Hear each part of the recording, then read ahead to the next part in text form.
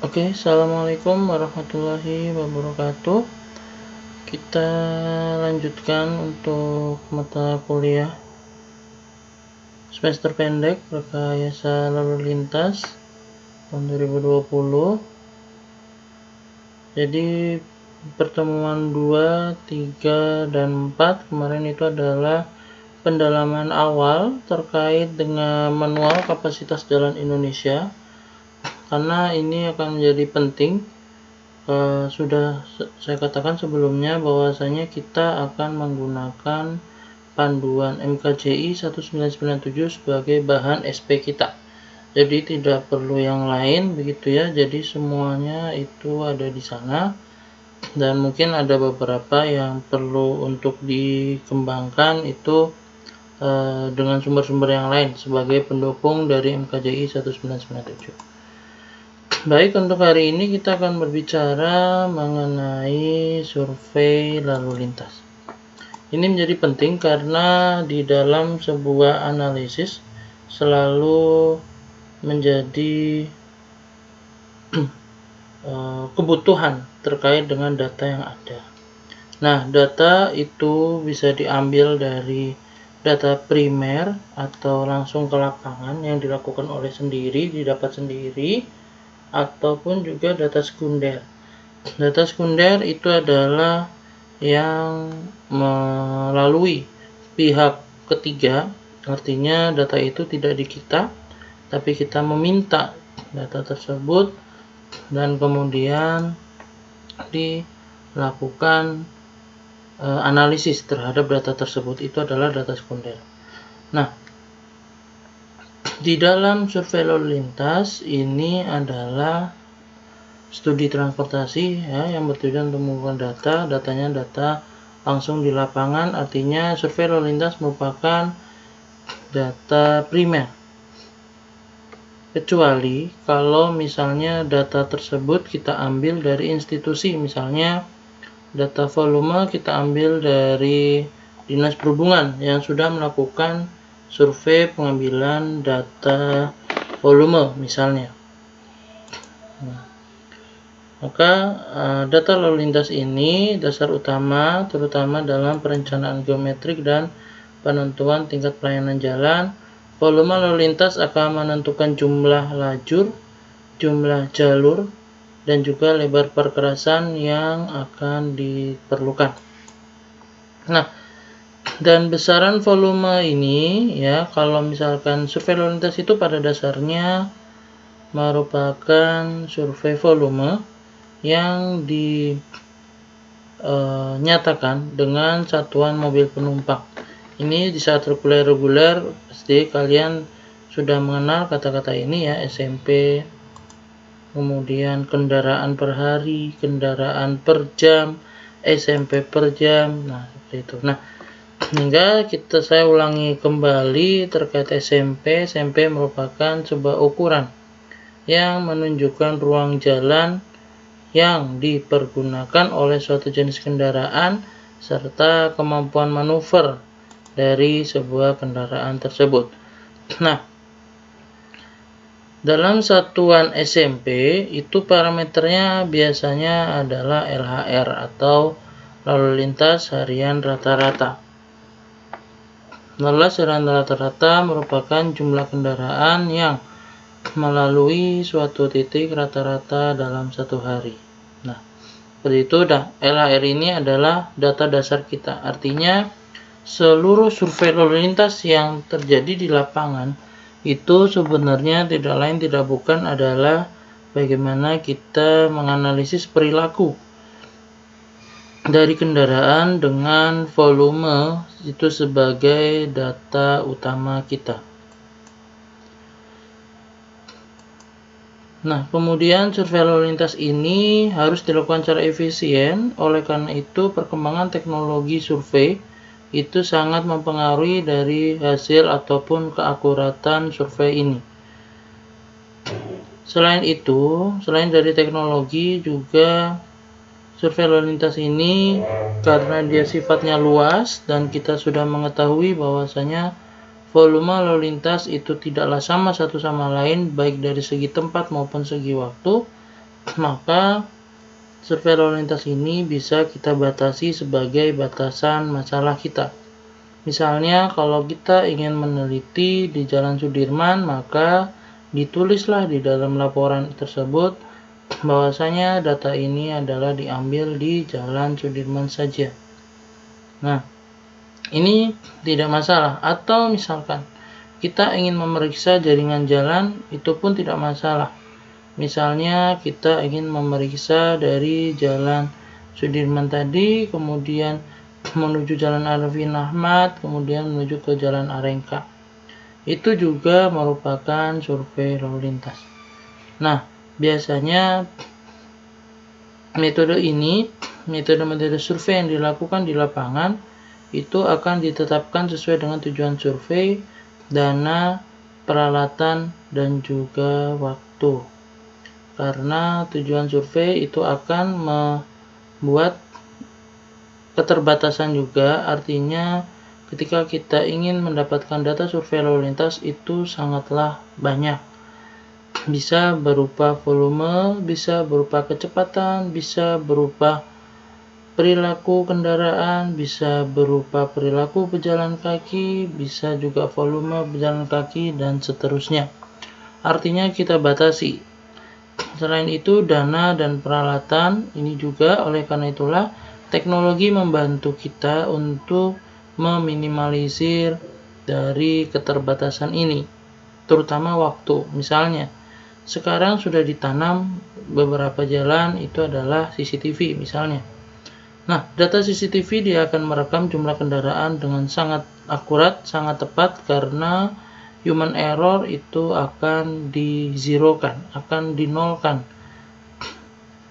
Apabila kita memakai surveyor, maka biasanya keterbatasan akibat human error terkait pencatatan itu sangat rentan terjadi. Itulah makanya teknologi survei akan menjadi penting. Nah, dalam survei lalu lintas ini kita ulangi kembali, tujuan itu harus jelas, tertulis gitu ya, supaya kita mengetahui apa hasil yang akan didapatkan, serta disertakan juga metode mendapatkan data tersebut.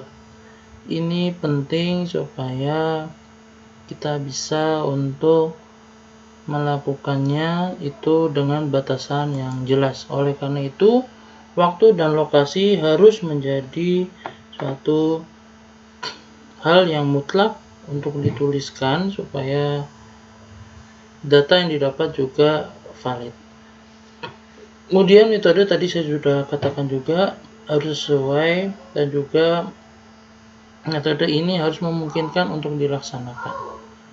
Artinya dari aspek legalitasnya, data-data perizinan, kemudian ketersediaan teknologi, bagaimana kita memanfaatkan teknologi yang ada, kemudian kondisi lokasi, dan lain sebagainya. Nah, sehingga pertimbangan dari biaya, waktu, dan personil ini akan menjadi keterbatasan kita.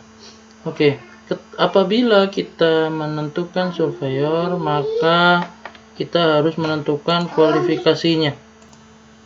Jadi saya ulangi kembali bahwasanya di dalam kita memilih surveyor, apabila kita menggunakan surveyor, maka surveyor tersebut harus memiliki kompetensi yang sesuai, karena survei lalu lintas ini bukanlah survei yang bisa didapatkan oleh sembarang orang. Artinya dia harus tahu terlebih dahulu apa yang akan dia lakukan supaya nanti data yang didapat juga valid dan reliable.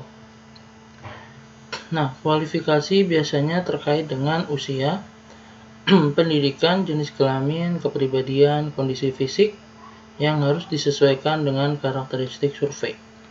Misalnya ketika kita akan melakukan survei kecepatan, itu kita harus mengenal surveyor kita, dia tahu mana titik awal, mana titik akhir pengamatan, kemudian bagaimana dia dapat menghitung dengan menghasilkan data kecepatan.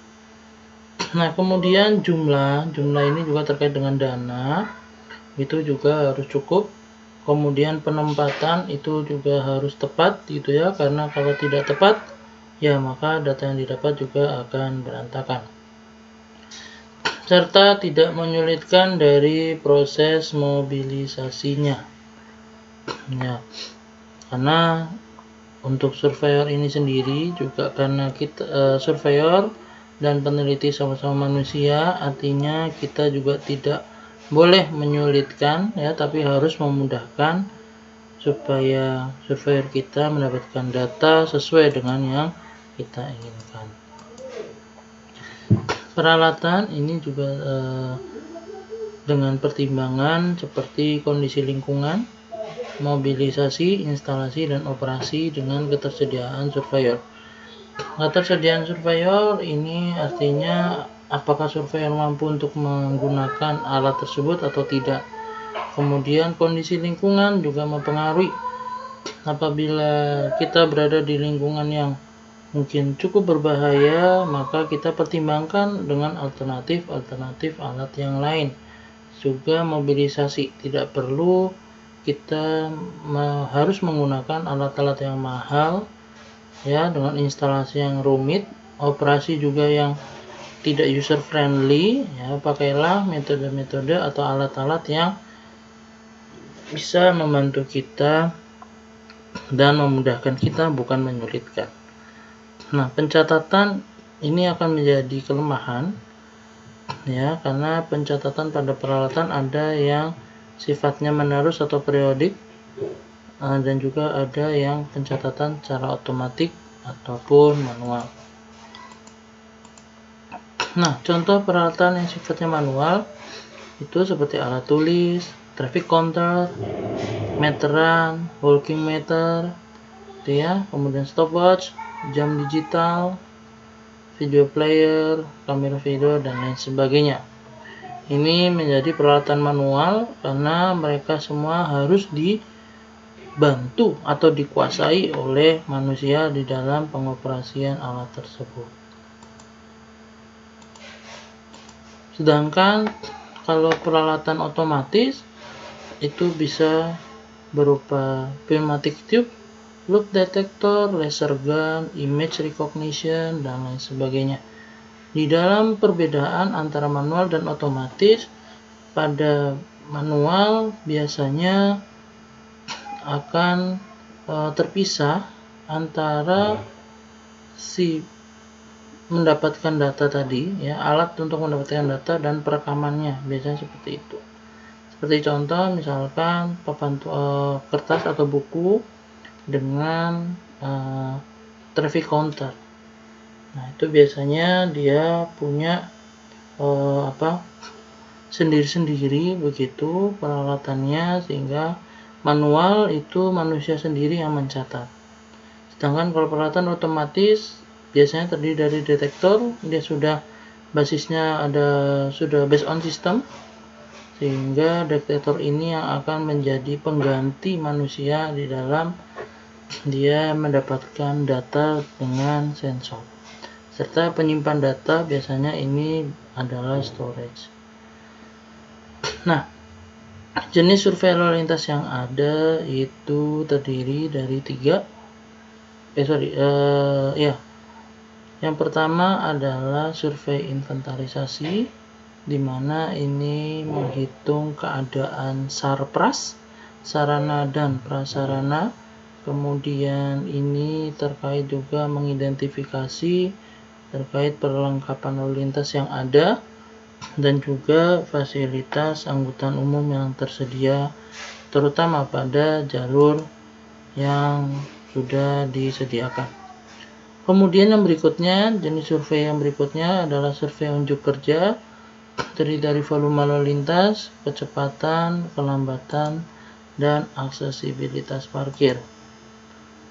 Nah, ini beberapa jenis survei dan metode yang bisa digunakan. Inventarisasi ini biasanya metodenya metode inventarisasi saja, juga sama, kita deskripsikan dengan sistematis datanya dengan ukuran yang pas terkait dengan kondisi jalan yang ada. Kemudian arus lalu lintas, Ini metode atau tekniknya bisa berupa volume, klasifikasi, pergerakan membelok, jumlah penumpang atau okupansi, dan juga pejalan kaki. Selain itu, seperti berat dan dimensi itu juga metodenya biasanya dilakukan di jembatan timbang. Karena kalau kita mengukur berat dan dimensi dari kendaraan itu memang perlu alat khusus, tidak bisa timbangan yang ada di pasaran, pasti hancur kan, seperti itu, karena hitungannya kalau kendaraan itu adalah berat ya, ton. Kemudian berikutnya ada kecepatan dan kelambatan. Ini terkait juga dengan kecepatan sesaat, kecepatan perjalanan, waktu tempuh, kecepatan gerak, dan kelambatan. Selain itu juga survei parkir, ya, ini terkait dengan inventarisasi, bisa di pinggir jalan, bisa di luar jalan, dan volume survei yang didapat biasanya menghasilkan data durasi parkir, akumulasi parkir, dan parking turnover atau pergantian ruang parkir. Serta survei-survei lainnya itu spesifik terkait dengan kebutuhan masing-masing, jadi nggak terlalu statik gitu ya, sangat dinamis sekali. Contoh seperti dampak lingkungan itu survei AMDAL-ALIN. Kemudian untuk OD asal tujuan, angkutan umum atau busway itu juga memiliki karakteristiknya masing-masing. Nah, persiapan tahap-tahapan dalam survei itu yang pertama adalah mempelajari terlebih dahulu hasil dan metode survei yang sebelumnya. Artinya nggak bisa kita sembarangan saja untuk langsung survei ke lapangan. Ini pentingnya persiapan supaya kita nanti di lapangan juga mendapatkan datanya itu juga tidak terburu-buru ya, dan juga valid dan reliable. Artinya bisa diandalkan. Nah, kemudian yang berikutnya tidak langsung survei. Setelah kita mempelajari, kita rancang, kemudian kita buat survei pendahuluannya. Seperti apa? Seperti membuat sketsa lokasi, kemudian posisi surveyor, dan juga peralatan yang ada. Kemudian yang berikutnya otomatis pengadaan form surveinya. Nah, biasanya pada saat kita akan melakukan perancangan survei, kita harus mampu menjawab pertanyaan-pertanyaan berikut, yaitu yang pertama, mengapa survei ini dilakukan? Kemudian informasi apa saja yang diperlukan untuk mendapatkan data tersebut. Nah, kemudian metode atau teknik apa saja, ya, kemudian apa yang kita pilih, seperti itu. Kemudian lokasi yang paling baik itu seperti di mana, seperti itu. Kemudian yang berikutnya, setelah kita tahu metode yang akan kita gunakan, lokasinya kita sudah tahu, posisi-posisi semua, maka bagaimana data akan dianalisis. Kemudian hasilnya juga bagaimana kita menyajikan data, dan juga bagaimana kita akan menggunakan hasil tersebut dengan baik dan sesuai dengan tujuan kita. Nah, dalam perencanaan survei kita juga harus memperhatikan lembaga penyelenggara survei ini. Apabila kita menggunakan jasa penyelenggara survei, kemudian jenis surveinya apa, lokasinya di mana, dan lokasi otomatis include termasuk juga dengan sketsanya. Kemudian waktu dan lama survei, kemudian cuaca, dan juga identitas surveyor juga ini perlu, supaya nanti kita bisa ya, ketika orang lain membandingkan hasil kita itu mereka punya ataupun kita punya dasar yang kuat di dalam kita interpretasi dari data tersebut. Nah, waktu survei ini ditentukan sesuai dengan kebutuhan saja. Terus kemudian, tapi pada intinya semakin tinggi atau semakin banyak sampel, maka biasanya ketelitian akan semakin akurat, dan supaya sampel ini tinggi dan ketelitiannya juga akurat, maka biasanya caranya adalah memperpanjang waktu atau menambah banyaknya pengulangan. Contoh misalnya memperpanjang waktu yang tadinya hanya 1 jam perpanjang jadi 2 jam. Yang tadinya 2 jam kemudian ganti 3 jam dan sebagainya. Nambah banyaknya pengulangan seperti misalnya pengulangan ini 2 jam pagi hari, tapi harinya itu ada 3 hari misalnya. Nah, ini akan menjadikan data itu akan semakin banyak sehingga kita bisa memastikan ketelitiannya makin akurat. Dan kemudian direncanakan semua itu dengan efektif dan efisien. Nah, surveyor tadi saya katakan ini adalah penting karena dia merupakan salah satu penentu tingkat keberhasilan survei yang akan dilakukan.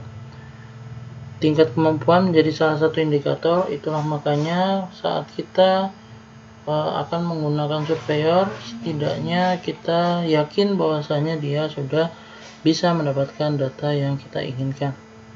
Surveyor yang lebih berpengalaman biasanya akan menjadi satu keuntungan bagi peneliti. Kemudian survei pendahuluan ini tadi kita sudah katakan bahwasanya ini dibutuhkan untuk mendapatkan data awal. Data awal tersebut bisa berupa nama jalan, lokasi titik pengamatan, dan juga waktu pengamatan. Dan ingat, data survei ini tidak bisa diulang ataupun direvisi. Artinya kita harus sertakan data yang ada. Tidak hanya karena data tersebut grafiknya kacau misalnya, kemudian kita rekayasa. Itu adalah suatu pelanggaran berat di dalam sebuah penelitian. Sehingga malah justru kalau datanya semakin kacau, padahal cara kita mendapatkan survei, waktunya, lokasi itu sudah tepat, artinya akan kita temukan hal baru di situ. Nah, malah justru data yang kacau akan menjadi peluang analisis kita itu menjadi semakin real, semakin nyata di lapangan. Mengapa seperti itu? Karena teori ataupun rumusan yang ada itu hanyalah menjadi sebuah generalisasi dari fenomena-fenomena sebelumnya yang sudah dirangkum, kemudian dijadikan satu formulasi dan itu divalidasi dengan kasus yang lain. Artinya, kalau kita mendapatkan data yang lain daripada yang ada di dalam teori, maka biasanya kita akan temukan hal-hal baru dan itu akan menjadi nilai tambah bagi si peneliti tersebut. Oke, kemudian survei lalu lintas, kita kembali lagi ke sini. Itu berupa arus lalu lintas, besarannya itu dipengaruhi banyak faktor, sehingga kita harus tentukan waktunya kapan, kalau perlu apa musimnya pada saat itu, hari pelaksanaan survei, pusat kegiatan, perumahan atau pada daerah wisata, dan berbagai faktor yang lainnya.